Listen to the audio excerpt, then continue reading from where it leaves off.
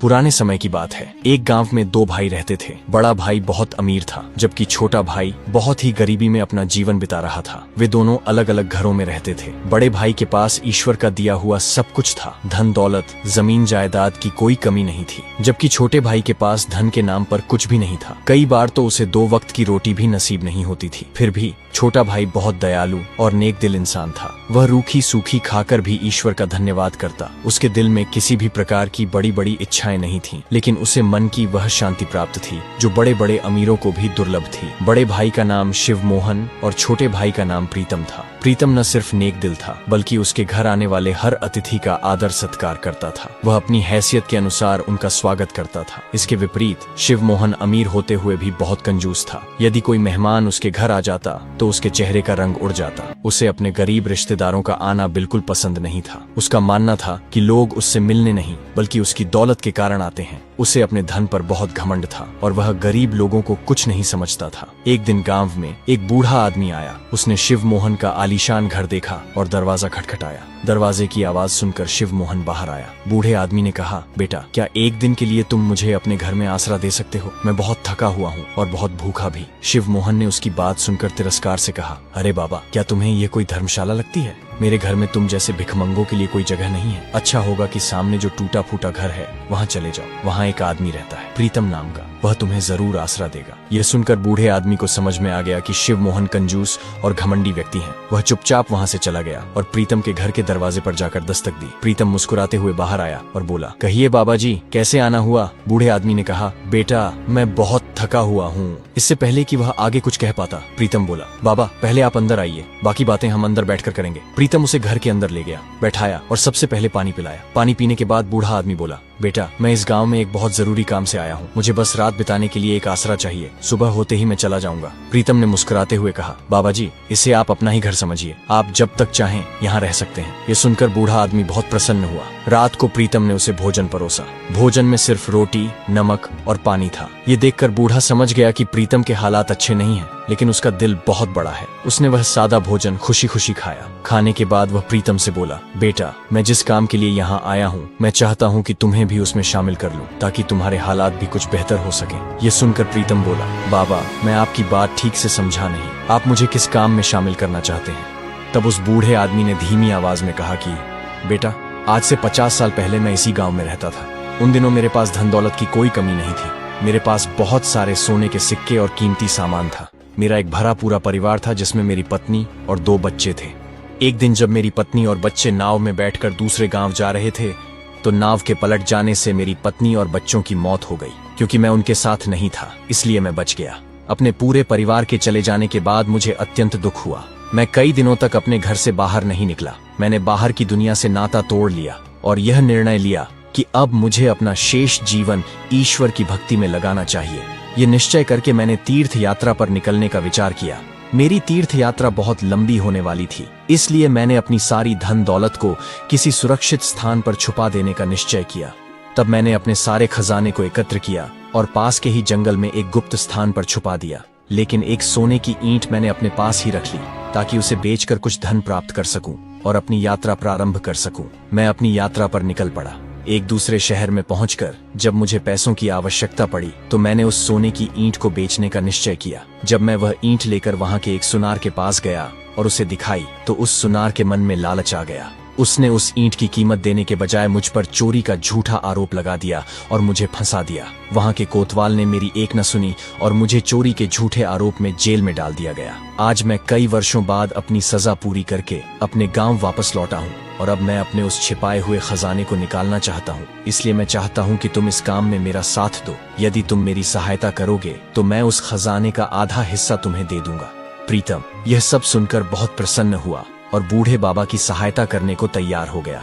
बूढ़े बाबा ने उस रात प्रीतम के घर ही विश्राम किया और सुबह सूरज निकलने से पहले वे दोनों लोगों की नजरों से बचते बचाते जंगल की ओर चल पड़े। जंगल के भीतर पहुंचकर बूढ़े बाबा ने एक पुराना नक्शा निकाला और उसमें बनी निशानियों के अनुसार रास्ता पहचानने लगे। कुछ ही देर में वे एक बड़े बरगद के पेड़ के नीचे पहुंच गए। बूढ़े बाबा ने कहा, बेटा, यही वह जगह है जहां मैंने खजाना छुपाया था। अब तुम यहाँ खुदाई शुरू कर दो। प्रीतम ने कुदाल निकाली और खुदाई शुरू की। कुछ देर बाद उसे वहां एक लकड़ी का संदूक दिखाई दिया। उसने कुदाल एक ओर रख दी और संदूक निकालकर बाबा के सामने रख दिया। फिर वे दोनों उसे लेकर घर लौट आए। घर पहुंचकर जब उन्होंने संदूक खोला तो वे दंग रह गए। संदूक के भीतर सोने की ईंटें और सोने की मुहरें भरी हुई थीं। यह देखकर प्रीतम आश्चर्यचकित रह गया। बूढ़े बाबा ने उसमें से आधा सोना निकालकर प्रीतम को दे दिया और बाकी आधा सोना संदूक में ही रहने दिया। फिर बाबा ने समझाया, बेटा, इस धन का उपयोग बहुत ही सावधानी से करना। कहीं ऐसा ना हो कि तुम भी मेरी तरह किसी मुसीबत में फंस जाओ। मेरे पास तो केवल एक ईंट थी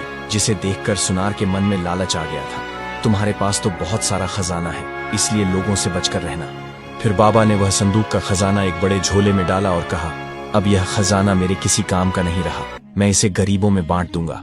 इसके अलावा जंगल में एक जगह और भी है जहां पर मेरा बाकी का खजाना रखा हुआ है। ये बात प्रीतम की पत्नी भी छिपकर सुन रही थी। प्रीतम ने बूढ़े बाबा को गांव के बाहर तक छोड़ा और फिर जब वह अपने घर में वापस आया तो उसकी पत्नी फौरन उसके पास आई और खजाने को देखकर वह खुश हो गई। वह कहने लगी कि इस खजाने को बेचकर हम बहुत अमीर हो जाएंगे और फिर अपनी सभी इच्छाओं को पूरा करेंगे। इसके बाद प्रीतम ने थोड़ा थोड़ा करके उस खजाने को बेचना शुरू कर दिया। देखते ही देखते प्रीतम के हालात अब बदलने लगे थे। उसने सबसे पहले अपनी पुरानी झोपड़ी की जगह एक बड़ा आलीशान मकान बनवाया। अब उसके घर में सुख सुविधा के सभी सामान मौजूद थे, लेकिन इतना अमीर हो जाने के बावजूद भी उसके मन में बिल्कुल भी घमंड नहीं आया था। उसके घर में जो भी मेहमान आता वह पहले से ज्यादा बढ़ चढ़कर उनके आवभगत करता। अपने दरवाजे पर आने वाले गरीब और दीन दुखियों की वह धन देकर सहायता करता। अब तो गांव के लोग उसकी पहले से भी ज्यादा इज्जत करने लगे थे। अमीर होने की खबर जब उसके बड़े भाई शिव मोहन को मिली तो वह अपनी पत्नी को साथ लेकर छोटे भाई प्रीतम के घर पहुंच गया और बड़ी हैरानी से उसका आलीशान मकान देखने लगा। उसने फिर प्रीतम से बोला, छोटे भाई, तुम इतना अमीर कैसे हो गए? लेकिन प्रीतम ने भी इस बारे में उसे कुछ नहीं बताया और बस इतना ही कहा कि ये सब तो भगवान की कृपा है। प्रीतम और शिव मोहन की पत्नियां एक दूसरे से बहुत ही जलती थीं और फिर शिव मोहन की पत्नी प्रीतम की पत्नी से जलकर कहने लगी कि तुम लोग जितना भी अमीर हो जाओ लेकिन हमारी बराबरी कभी नहीं कर पाओगे। यह सुनकर प्रीतम की पत्नी को गुस्सा आ गया और उसके मुंह से यह बात निकल गई कि हमारे पास तो और भी खजाना है जिसे जंगल से निकालकर हम तुमसे भी ज्यादा अमीर हो जाएंगे। शिव मोहन की पत्नी, जो कि बहुत ही धूर्त महिला थी, उसे यह बात दिमाग में घर कर गई। अपना जवाब न मिलने पर शिव मोहन अपनी पत्नी के साथ वहां से चल दिया। घर पर पहुंचते ही शिव मोहन की पत्नी अपने पति शिव मोहन से कहने लगी कि तुम्हारा भाई जंगल से कोई खजाना निकाल कर लाया है जिससे वह इतना अमीर हुआ है। उसकी पत्नी मुझे बता रही थी कि जंगल में अभी और भी खजाना है जिसे निकालकर वह हमसे भी ज्यादा अमीर हो जाएंगे। मैं नहीं चाहती कि इस गांव में कोई हमसे भी ज्यादा अमीर हो। आप किसी भी तरीके से जंगल में दबे हुए उस खजाने को ढूंढने की कोशिश कीजिए ताकि मैं आपके भाई प्रीतम की पत्नी को मुंह तोड़ जवाब दे सकूं। शिव मोहन अपनी पत्नी की बात सुनकर हैरान रह गया और बोला, लेकिन जंगल से खजाना ढूंढना इतना आसान काम नहीं है। मुझे तो लगता है कि वह बूढ़े बाबा जिसे हमने घर से निकाला था, अवश्य उसी ने ही प्रीतम को उस खजाने के भेद के बारे में बताया होगा, क्योंकि वह बूढ़ा आदमी इससे पहले कभी भी हमारे गांव में नजर नहीं आया था और उसके यहाँ से जाने के बाद ही प्रीतम इतना धनवान हुआ है। असल बात तो ये थी कि शिव मोहन भी नहीं चाहता था कि उसका भाई उससे भी ज्यादा धनवान हो जाए और तब उसने खजाने की तलाश करने का फैसला किया, जबकि वह खजाना तो उसका था ही नहीं। अब शिव मोहन हर समय अपने भाई प्रीतम की निगरानी करने लगा। कुछ दिनों बाद वही बूढ़ा बाबा एक बार फिर से उस गांव में वापस आया तो शिव मोहन ने उसे गली से गुजरते हुए देख लिया। अब तो शिव मोहन उस बूढ़े आदमी की हर हरकत पर नजर रखने लगा। वह बूढ़ा आदमी सीधा प्रीतम के घर पर गया। जब उसने प्रीतम का इतना बड़ा घर देखा तो वह बहुत खुश हुआ। बूढ़े आदमी ने प्रीतम के दरवाजे पर दस्तक दी। प्रीतम जब बाहर आया तो बूढ़े बाबा को देखकर उसके चेहरे पर मुस्कान आ गई। प्रीतम ने बूढ़े बाबा को अंदर आने के लिए कहा, लेकिन बूढ़े बाबा ने कहा, मैं एक बहुत जरूरी काम से यहाँ आया हूँ, तुम कुछ देर के लिए मेरे साथ चलो, मुझे तुमसे एक बहुत जरूरी बात करनी है। प्रीतम और वह बूढ़ा आदमी दोनों जंगल की तरफ चलने लगे। शिव मोहन उनका पीछा कर रहा था। वह बूढ़ा आदमी प्रीतम से कहने लगा, बेटा, हो सकता है कि अब मैं कुछ दिनों तक इस गांव में ना आ सकूं, इसलिए मैं तुम्हें उस दूसरे खजाने का भेद बताकर जा रहा हूँ जो कि इसी जंगल में एक दूसरी जगह पर दबा हुआ है। मेरे जाने के बाद तुम वह खजाना निकाल लेना और अपने पास सुरक्षित रख लेना। समय आने पर मैं वह खजाना तुमसे ले लूंगा। फिर बूढ़े बाबा ने प्रीतम को जंगल में रखे खजाने वाली जगह दिखा दी। शिव मोहन, जो कि उनका पीछा कर रहा था, ये सब देख रहा था। उसने भी वह सारा रास्ता अपने दिमाग में अच्छे से याद कर लिया कि खजाना कहाँ दबा हुआ है और फिर खुशी खुशी अपने घर वापस आ गया। घर पहुंचकर उसने अपनी पत्नी से कहा कि मुझे खजाने का सारा भेद मालूम हो गया है, अब बहुत जल्दी मैं वह खजाना निकाल लूंगा। यह सुनकर शिव मोहन की पत्नी बहुत खुश हुई और बड़े घमंड से कहने लगी, अब इस गांव में हमसे ज्यादा अमीर कोई नहीं हो सकता। घमंडी होने के साथ साथ वह औरत बहुत मूर्ख भी थी। इसी घमंड में वह सीधे प्रीतम के घर की ओर निकली। घर पहुंचकर प्रीतम की पत्नी से कहने लगी, इस गांव में सबसे अमीर तो अब हम ही रहेंगे, क्योंकि मेरे पति को भी जंगल में एक खजाने की जगह मालूम हो गई है, जिसे निकालकर हम लोग एक बार फिर तुम लोगों से आगे निकल जाएंगे। इतना कहकर वह इतराती हुई अपने घर वापस चली गई। शाम के समय जब प्रीतम अपने घर लौटा तो उसकी पत्नी कहने लगी, तुम्हारे बड़े भाई की पत्नी आई थी और कह रही थी कि तुम्हारे भाई को भी जंगल में किसी खजाने की जगह के बारे में पता चल गया है और वह भी खजाना निकालकर हमसे ज्यादा अमीर हो जाएंगे। तब प्रीतम ने कहा, लेकिन उन्हें जंगल में खजाना होने के बारे में कैसे पता चला? तब प्रीतम की पत्नी को अपनी बेवकूफी पर बहुत शर्मिंदगी महसूस हुई और वह प्रीतम से कहने लगी, पिछली बार जब तुम्हारे भाई और भाभी हमारे घर आए थे तो तुम्हारी भाभी ने मुझे नीचा दिखाने की कोशिश की थी। तब मैंने गुस्से में आकर कह दिया था कि हमारे पास तो और भी खजाना है। ये सुनकर प्रीतम चिल्लाते हुए बोला, अरे बेवकूफ औरत, मैंने तुझे पहले ही समझाया था, आम खाओ पेड़ मत गिनो। मतलब तुम खजाने के बारे में किसी से कोई बात मत करना, फिर भी तुम अपने हरकतों से बाज नहीं आई। मुझे लगता है कि मेरे भाई ने मुझे उस बूढ़े बाबा के साथ जंगल जाते हुए देख लिया होगा। इससे पहले कि मेरा भाई उस खजाने को वहां से निकाल ले, मुझे आज रात ही वह खजाना वहां से निकालकर किसी सुरक्षित जगह पर पहुंचा देना होगा। अब तुम इस बात को किसी और से मत कहना।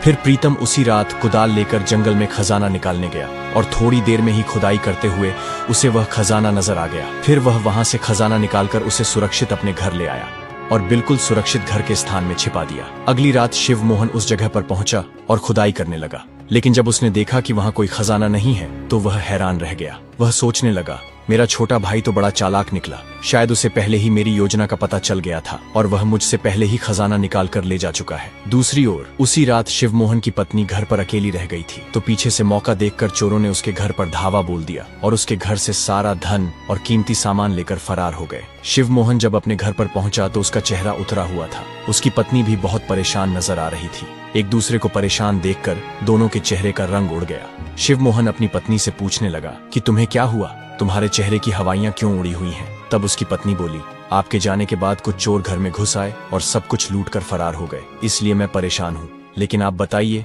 आप खाली हाथ क्यों लौटे? हमारा खजाना कहाँ है? ये सुनकर शिव मोहन ने सिर पकड़ लिया और बोला, खजाना वहाँ नहीं था, लगता है मेरे भाई ने पहले ही वहाँ से निकाल लिया। ज्यादा अमीर बनने के चक्कर में हम लोग बिल्कुल बर्बाद हो गए और ये सब तुम्हारे लालच की वजह से हुआ। तुम्हें उस धन को पाने की चाह थी जो हमारा था ही नहीं। देखो, हम तो अपने ही धन से हाथ धो बैठे। अगर तुम प्रीतम और उसकी पत्नी से ईर्ष्या न करती तो आज हमारी हालत ऐसी न होती। पत्नी ने जवाब दिया, जैसे आपने कुछ नहीं किया हो, आप भी तो उसी खजाने के पीछे थे, जब भी तो आप जंगल गए थे। अब दोनों लालची लोग एक दूसरे को दोष देने लगे। कुछ दिनों बाद जब वह बूढ़े बाबा दोबारा एक बार फिर से प्रीतम के पास वापस आया तो प्रीतम ने उन्हें पूरी घटना बताई और बचा हुआ खजाना उनके सामने रख दिया। बाबा मुस्कुराए और बोले, यह खजाना तुम्हारी ईमानदारी का इनाम है। मैं भला इस उम्र में इतनी दौलत का क्या करूंगा, यह अब तुम्हारा है। प्रीतम भावुक हो गया और बूढ़े बाबा से बोला, मेरा मन चाहता है कि आप अब कहीं न जाएं। मुझे आप में अपने पिता की छवि दिखाई देती है।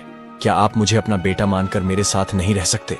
बाबा को प्रीतम की बात बहुत अच्छी लगी और वे वहीं प्रीतम के घर में साथ साथ रहने लगे। प्रीतम ने बचा हुआ सारा खजाना गांव के गरीब लोगों में बांट दिया और अपनी पत्नी तथा बाबा के साथ सुखमय जीवन बिताने लगा। तो दोस्तों, यह कहानी हमें बहुत कुछ सिखाती है। सबसे पहली बात यह कि हमें अपने घर आए हुए मेहमान की पूरी इज्जत करनी चाहिए, क्योंकि कहा गया है अतिथि देवो भव। दूसरी बात, दूसरों से ईर्ष्या करना विनाश का कारण बनता है।